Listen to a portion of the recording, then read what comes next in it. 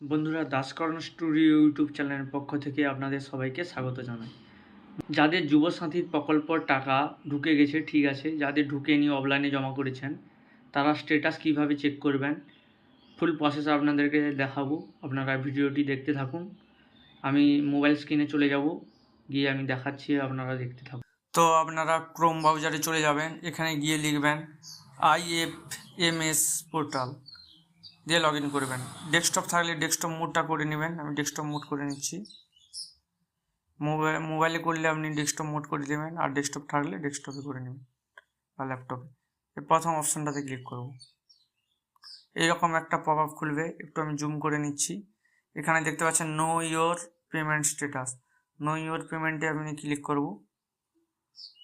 এইরকম একটা pop up খুলবে, না খুললে আপনি রিফ্রেশ করবেন, দিলে হয়ে যাবে। এখানটায় আপনি মোবাইল নাম্বার বসিয়ে দেবেন, আমি মোবাইল নাম্বার বসিয়ে দিচ্ছি। দিয়ে এখানে জেনারেট ওটিপিতে ক্লিক করবেন, আমি জেনারেট ওটিপিতে ক্লিক করে দিচ্ছি। ওটিপি কাস্টমারের চলে আসবে, বা আপনার নিজের মোবাইলে যে যার মোবাইলে যেই নাম্বার দিয়ে আপনি করেছেন সেই নাম্বার দিয়ে আপনি এখানে সার্চ করবেন। ওটিপি চলে এসেছে, ওটিপি আমি বসিয়ে দিচ্ছি।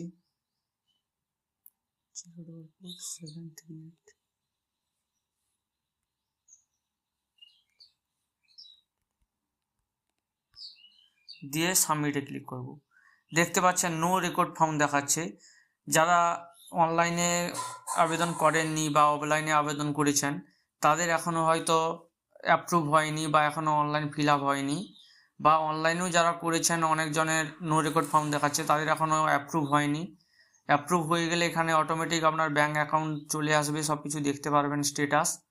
ভিডিওটি কেমন লাগলো, ভিডিওটি ভালো লাগলে অবশ্যই লাইক, কমেন্ট, শেয়ার এবং সাবস্ক্রাইব করবেন। এইরকম নতুন নতুন ভিডিও পাওয়ার জন্য অবশ্যই চ্যানেলটাতে ভিজিট করবেন।